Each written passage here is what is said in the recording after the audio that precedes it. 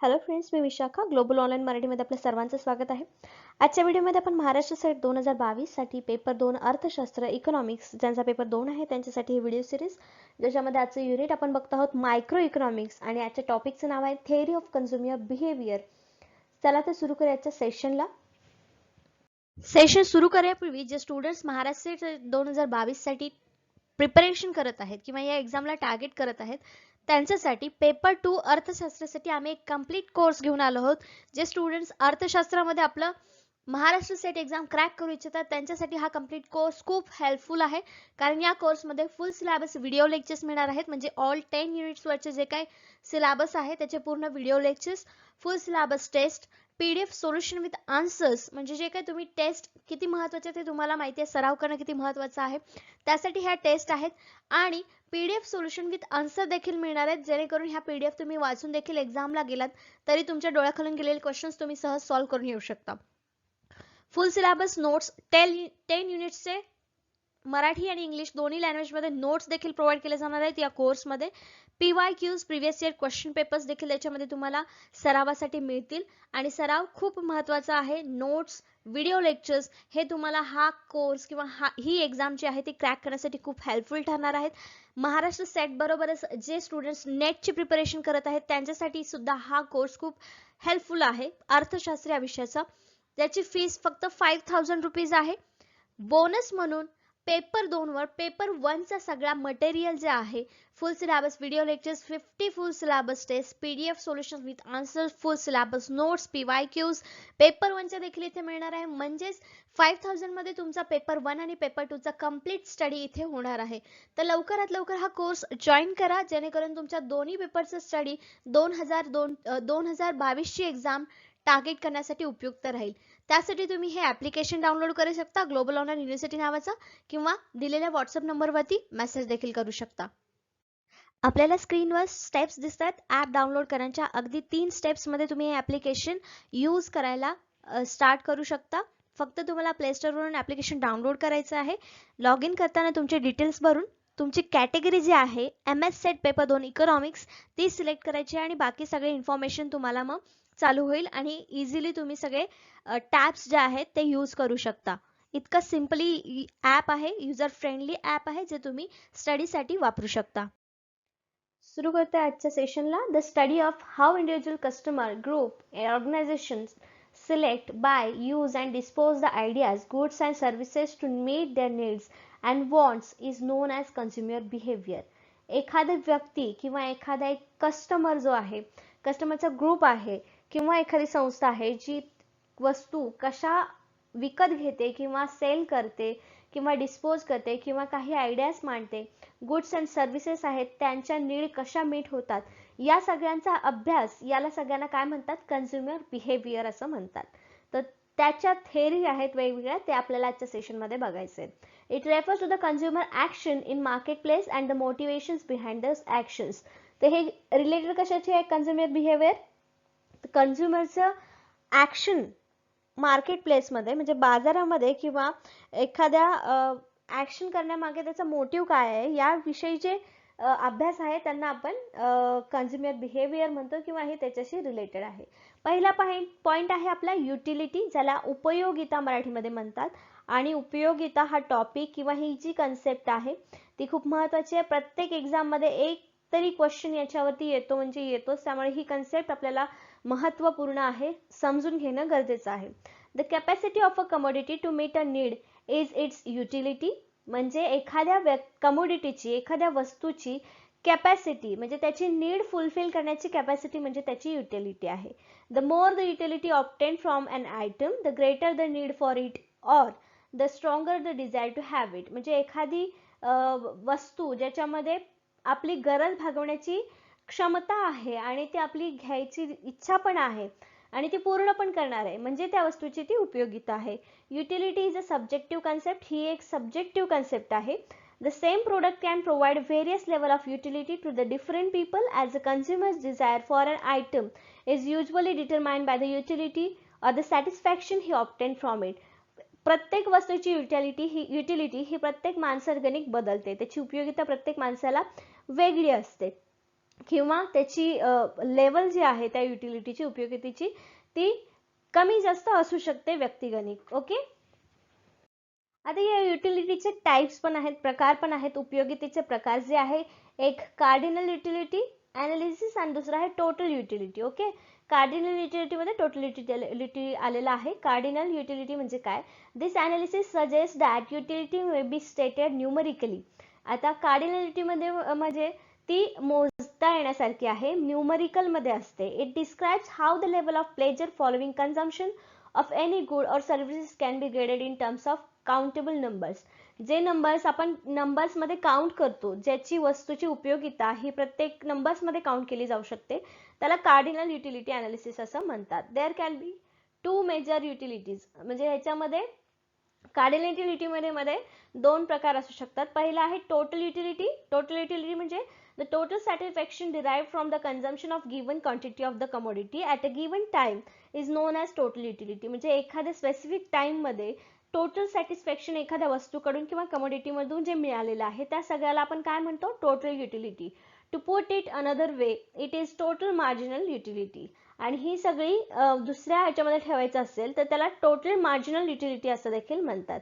आता त्याचा फॉर्म्युला आपण अशा टाइप मध्ये लिहू शकतो की टोटल युटिलिटी म्हणजे काय? Numbers of marginal utilities. Or total utility is equal to marginal utility 1 marginal utility 2 plus plus plus करून जे सगळे नंबर्स आहेत सगळ्या मार्जिनल युटिलिटीची टोटल केली, बेरीज केली तर आपल्याला टोटल युटिलिटी मिळते त्या कमोडिटीची किंवा त्या वस्तूची. ओके. टोटल युटिलिटी नंतर आता मार्जिनल युटिलिटी काय आहे? मार्जिनल युटिलिटी ज्याला मराठीमध्ये आपण सीमांत उपयोगिता म्हणतो. सीमांत उपयोगिता. ओके. हे वर्ड सुद्धा आपल्याला मराठीमध्ये सुद्धा लक्षात ठेवायचं आहे. जे मराठीमध्ये प्रिपरेशन करत आहे त्यांची एकदा कन्सेप्ट क्लिअर झाली तर मराठी वर्ड सुद्धा लक्षात येतील.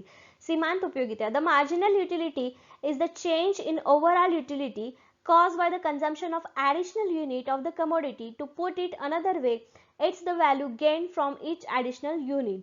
आता मार्जिनल युटिलिटी म्हणजे काय? तर एखादी वस्तू किंवा ॲडिशनल वस्तू ज्याच्या ऍड होण्यामुळे किती युटिलिटी त्या वस्तूपासून मिळालेली आहे, शेवटच्या वस्तूपासून मिळालेली आहे, ॲडिशनल वस्तूपासून मिळालेली आहे, त्याला मार्जिनल युटिलिटी किंवा सीमांत उपयोगिता असं म्हणतात. इथे फॉर्म्युला दिलेला आहे की मार्जिनल युटिलिटी एन आहे, तर total utility minus total utility n minus 1 म्हणजे शेवटची कमोडिटी मधून मिळालेली युटिलिटी टोटल मायनस केली तर आपल्याला मार्जिनल युटिलिटी मिळते. कार्डिनल युटिलिटीचा पहिला प्रकार होता हा आहे. दुसरा प्रकार ordinal utility analysis takes place that the level of satisfaction following the consumption of any goods or services cannot be quantified. Cardinal मध्ये आपण मोजू शकतो, ऑर्डिनल मध्ये आपण मोजू शकत नाही, त्याला अनक्वांटिफाईड किंवा कॅनॉट बी क्वांटिफाईड असं म्हटलेलं आहे. This items on other hand can be placed in order to preference. याच्यामध्ये प्रेफरन्स आपण ठरवू शकतो. The utility of a product is determined by its level of satisfaction.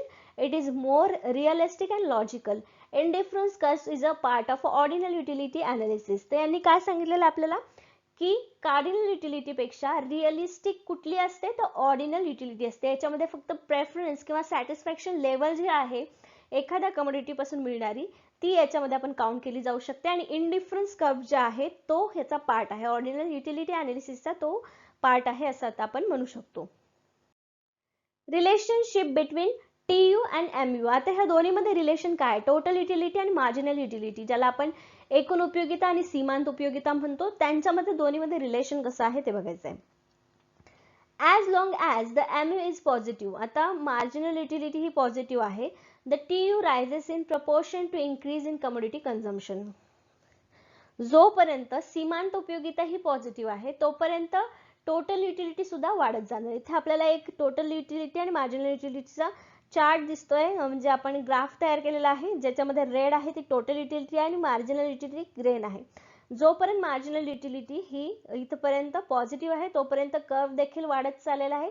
जसं की मार्जिनल युटिलिटी निगेटिव्ह झाली आहे तर टोटल युटिलिटी देखील तिथे निगेटिव्ह झालेली आहे. तेच पॉइंट्स इथे आपल्याला मांडलेले आहेत.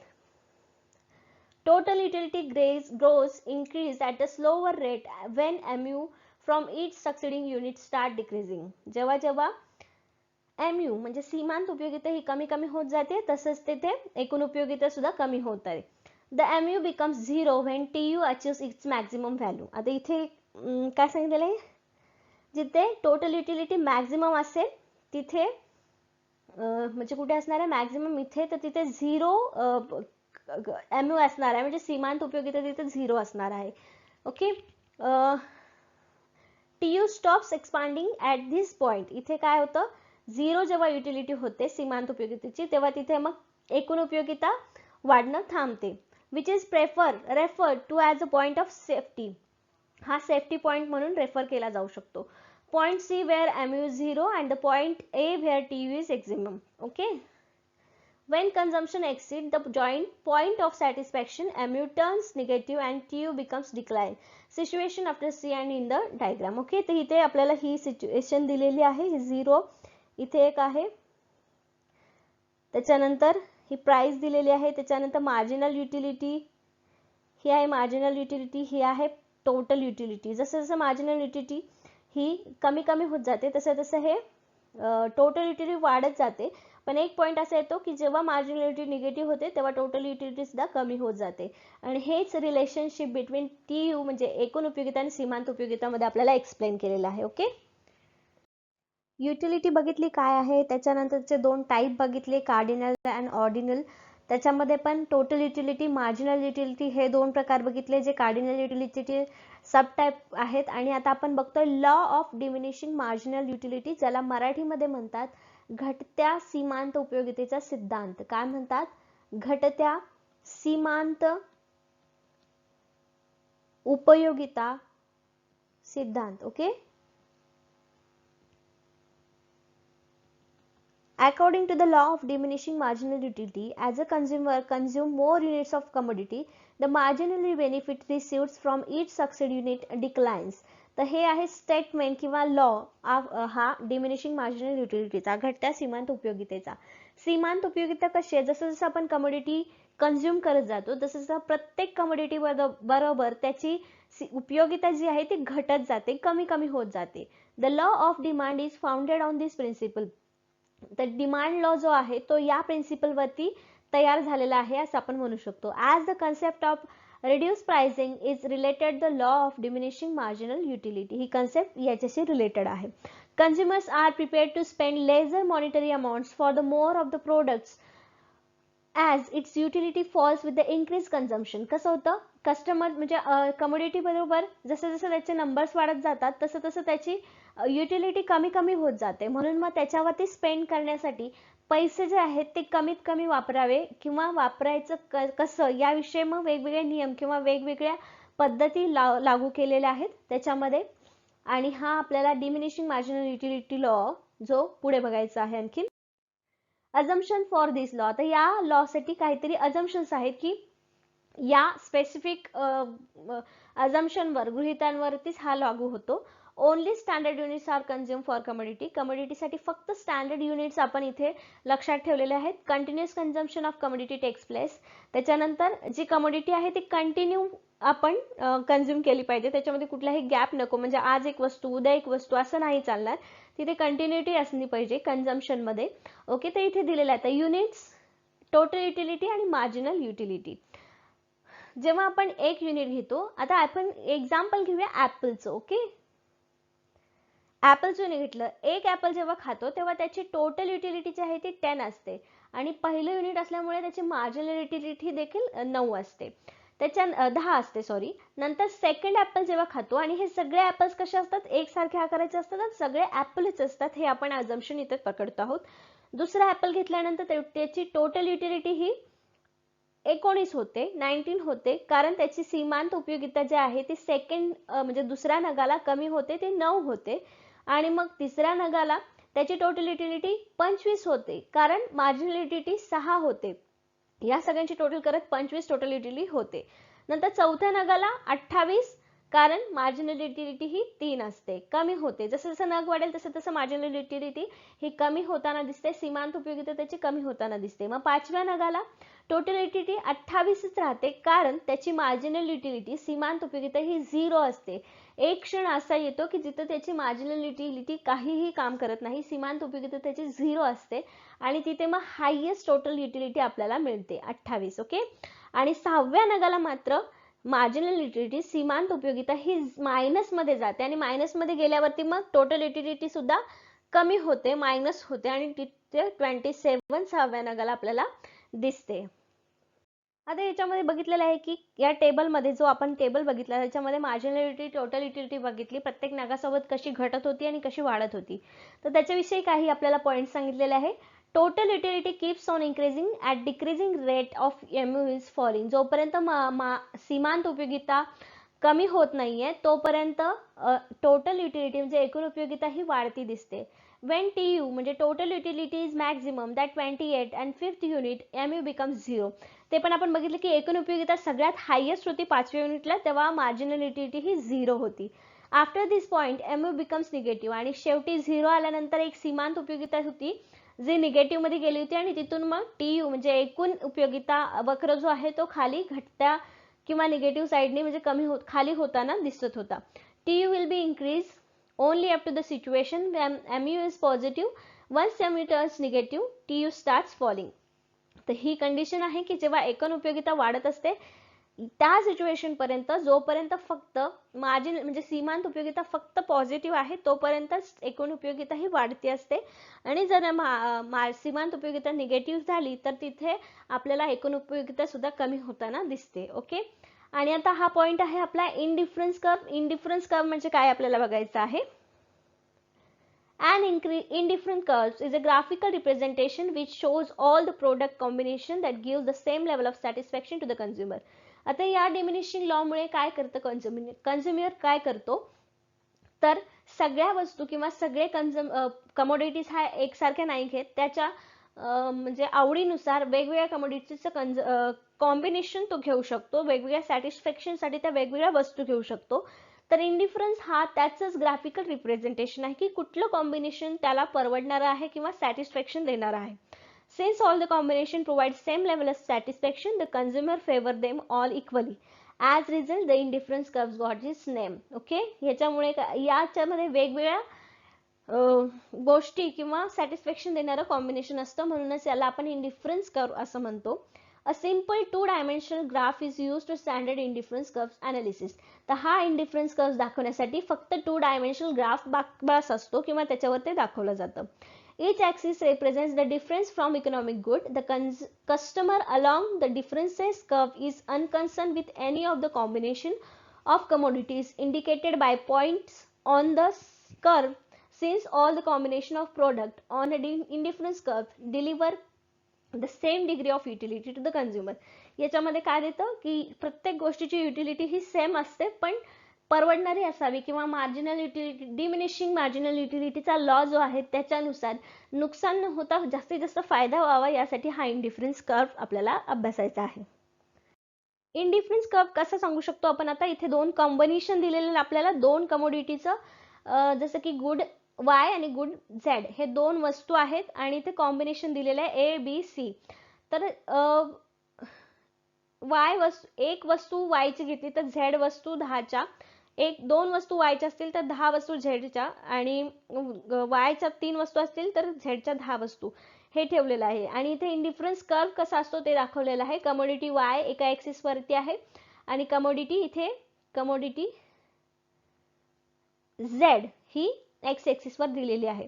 म्हणजे काय सांगितलं जर 14 नग आपण Y कमोडिटीचे घेतले तर एक नग आपल्याला Z कमोडिटीचा घ्यायचा आहे. जर 10 नग Y चे घेतले तर 2 Z चे घ्यायचे आहेत. 7 जर Y चे घेतले तर 2 कशाचे घ्यायचे 3 आपल्याला Z चे घ्यायचे आहेत. 5 जर Y चे घेतले तर Z चे 4 घ्यायचे आहेत. 3 जर आपले Y चे झाले तर Z चे 5 घ्यायचे. असे वेगवेगळे कर्व किंवा वेगवेगळे कॉम्बिनेशन आपल्याला दिलेले आहे आणि सगळ्यात परवडणारं कॉम्बिनेशन आपल्याला कुठलं आहे की 8 नग Y चे आणि 3 नग Z चे हे कॉम्बिनेशन आपल्याला सगळ्यात योग्य आहे आणि हा जो कर्व आहे तो आपल्याला इंडिफरन्स कर्व दाखवतो आणि C जो पॉइंट आहे तो आपल्याला मोर सॅटिस्फॅक्शन देणारा पॉइंट आहे किंवा तिथे कमोडिटी इंडिफरन्स कर्व मध्ये सगळ्यात जास्त कॉम्बिनेशन योग्य आहे हे आपल्याला दाखवतो इंडिफरन्स कर्व. ओके, नेक्स्ट पॉइंट आहे कॅरेक्टरिस्टिक्स ऑफ द इंडिफरन्स कर्व. इंडिफरन्स कर्वचे वैशिष्ट्य काय काय आहेत. एक आहे डाऊनवर्ड स्लोप. आता आपण बघितला इंडिफरन्स कर्व कसा दिसतो, तो खाली डाऊनवर्ड स्लोप असतो त्याचा. मग indifference curves have downward slope that is slopes downward from left to right, म्हणजे डावीकडून उजवीकडे खाली जाणारा स्लोप दिसतो इंडिफरन्स कर्वचा, हे एक त्याचं वैशिष्ट्य आहे. दुसरा आहे diminishing MRS to the point of origin. Indifference curves are convex.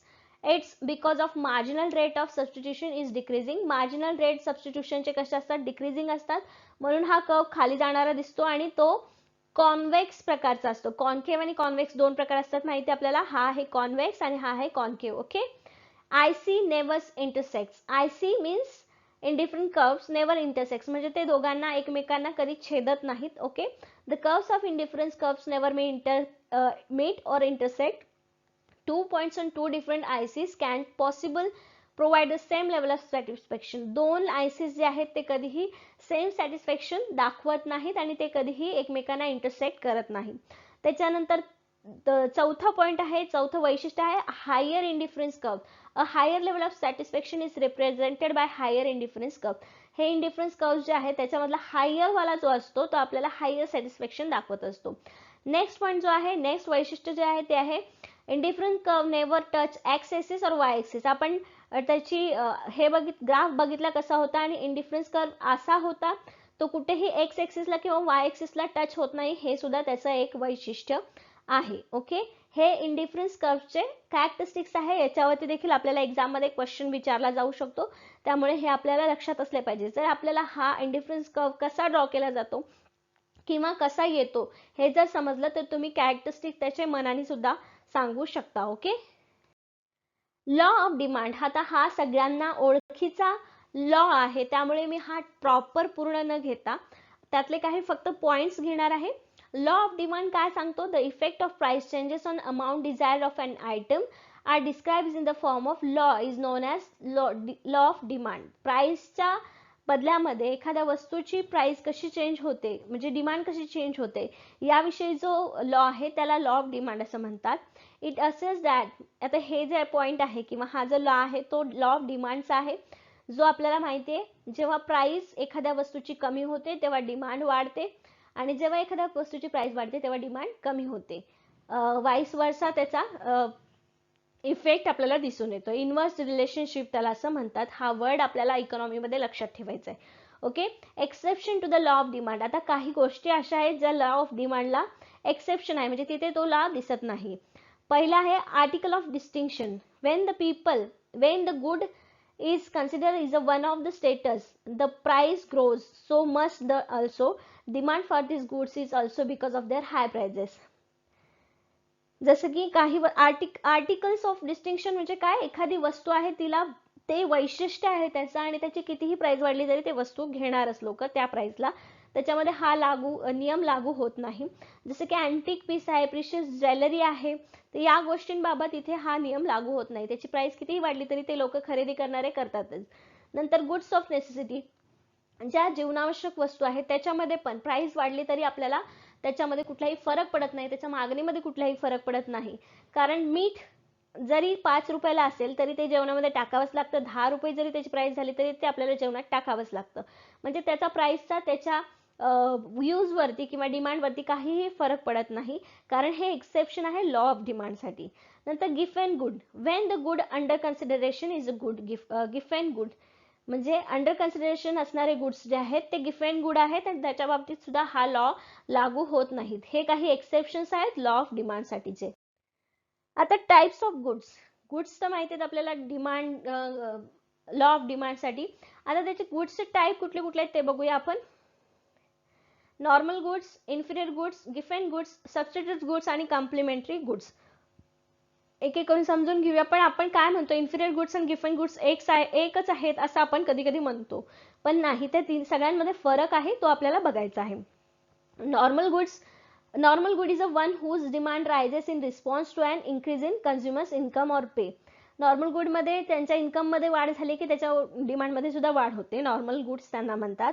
Inferior good कुठले असतात, inferior good are those whose demand decline as consumers income rises.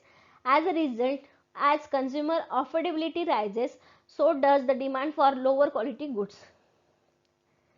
जसं डिमांड म्हणजे काय म्हटलेलं आहे, जरी प्राइस मध्ये इन्कम मध्ये वाढ झाली तरी पण कंझ्युमरची अफोर्डेबिलिटी जरी वाढली तरी पण त्याच्यामध्ये डिमांड ही कशी असते, लोअर असते किंवा लोअर क्वालिटीज गुड त्याची डिमांड असते, ते इन्फिरियर गुड असतात.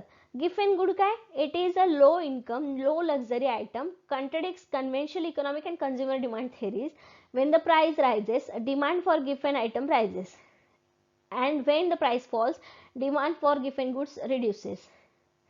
म्हणजे गिफ्ट गुड्स कुठले, ज्याची वस्तू किंवा लो इन्कम वाल्यांसाठी आहे किंवा नॉन लक्झरियस आयटम्स येतात गिफ्ट गुड्स मध्ये, आणि त्याची डिमांड आपला डिमांड लॉ प्रमाणे त्याची डिमांड असते. Okay. Substitute goods, this identical goods that can be utilise interchangeably to some extent. For example tea and coffee are substitute. आता सबस्टिट्यूट गुड काय आहे की एखाद्या वस्तूची प्राइस वाढली, ती जर परवडत नसेल तर आपल्याला त्याचा सबस्टिट्यूट गुड काय असेल ते आपण त्याच्यासाठी वापरू शकतो. जसं की चहाची प्राइस वाढली तर लोक कॉफी प्यायला चालू करतात, मग कॉफी आणि टी हे काय आहेत, सबस्टिट्यूट गुड्स आहेत एकमेकांना. आता कॉम्प्लिमेंटरी गुड्स काय आहे, these are the items that are typically consume together and complement one another. For example car and petrol. आता कॉम्प्लिमेंटरी गुड म्हणजे एका वस्तूसोबत दुसरी वस्तू खरेदी करावीच लागते किंवा त्याची डिमांड होतेच. जसे की कार खरेदी केली तर पेट्रोलची पण डिमांड त्याच्याबरोबर वाढणार आहे त्या कार सोबत. ओके. हे काही गुड्सचे टाइप्स आहेत. The next point आहे factors that influence the price elasticity of demand. म्हणजे मागणीची लवचिकता ठरवणारे किंवा त्याच्यावरती परिणाम करणारे कुठले कुठले घटक आहेत. एक आहे अवेलेबिलिटी ऑफ क्लोज सबस्टिट्यूट, त्याच्यानंतर nature of the commodity, price level and income level. जसं की अवेलेबिलिटी ऑफ क्लोज सबस्टिट्यूट म्हणजे एखाद्या गोष्टीबद्दल त्याला सबस्टिट्यूट जर अवेलेबल असेल तर त्याच्या डिमांडवरती किंवा लवचिकतेवरती परिणाम होतो. जसं की यांनी उदाहरण दिले की Coca Cola, Pepsi, Limca and other similar beverages are suitable replacement. यांना रिप्लेसमेंट आहे म्हणून एखाद्याची प्राइस जर वाढली तर लोक ते सोडून दुसरं घेतात आणि त्याच्यामुळे मग लवचिकता जी आहे डिमांडची ती तिथे कमी जास्त होत असते. Nature of the commodity. आता demand for essential such as medicines, food grains is less elastic since we must consume them to the lowest quantity required regardless of price. In any case, elasticity or for the comfort and extravagances like refrigerator, air conditioner and so on, it's more flexible on the ground that their utilization might be delayed in future or their cost rises. त्या कमोडिटीचं nature कसं आहे, स्वरूप कसं आहे, ती चैनीची वस्तू आहे की जीवनावश्यक वस्तू, याच्यावर देखील डिमांड इलास्टिसिटी हे डिपेंड असते. त्याच्यानंतर प्राइस लेवल, त्या वस्तूची प्राइस कशी आहे, कमी आहे की जास्त आहे, आता सध्या परवडणारे आहे की नाही, यासाठी प्राइस लेवल ठरवलेले असतात आणि त्याच्यावरून देखील डिमांडची इलास्टिसिटी ठरत असते. इन्कम लेवल, लोकांचं इन्कम वाढलं की डिमांड वाढेल किंवा डिमांड द्यायची की नाही द्यायची हे सुद्धा इन्कमवरती ठरवलेलं असतं. एक्झाम्पल दिलंय, if the price of commodity rises, एखाद्या कमोडिटीची प्राइस वाढली, a wealthy consumer will unlikely cut his demand. जे कंझ्युमर आहेत ते त्यांची डिमांड कमी करणार नाही, जरी प्राइस वाढली तरी एखादा श्रीमंत व्यक्ती इथे ज्याचा इन्कम जास्त आहे तो त्याची डिमांड कमी करणार नाही, पण पुअर बायर जो आहे तो त्याची डिमांड इथे कमी करेल. म्हणजे ही पण गोष्ट आहे इन्कम लेवल जी लवचिकता, मागणीच्या लवचिकतेवर परिणाम करते. हे काही घटक आहेत जे मागणीच्या लवचिकतेवर परिणाम करताना आपल्याला दिसतात. तर अशा प्रकारे आपण हे पॉइंट कव्हर केलेला आहे. तर अशा प्रकारे आजच्या सेशन मध्ये आपण काय काय बघितलेलं आहे. युटिलिटी, युटिलिटी काय आहे हे बघितलं, युटिलिटीचे प्रकार बघितले, कार्डिनल, ऑर्डिनल आणि कार्डिनल मध्ये टोटल युटिलिटी, मार्जिनल युटिलिटी बघितली, marginal utility, diminishing marginal utility law बघितला, अजम्पशन्स बघितले, त्याचे एक्झाम्पल बघितलं, कर्व बघितला, नंतर इंडिफरन्स कर्व बघितला, त्याच्यानंतर डिमांड काय आहे बघितलं, डिमांड लॉ बघितला, त्याचे एक्सेप्शन्स कोणते आहेत बघितले, त्याच्यानंतर काय बघितलं, लवचिकता, मागणीची लवचिकता कशी बदलते किंवा मागणीची लवचिकता काय आहे हे सगळे बघितले. हे पॉइंट्स आपण आजच्या सेशन मध्ये कव्हर केलेले आहे. नेक्स्ट सेशन मध्ये आपल्याला याच युनिटवरचा नेक्स्ट टॉपिक बघायचा आहे आजच्या सेशन साठी. धन्यवाद.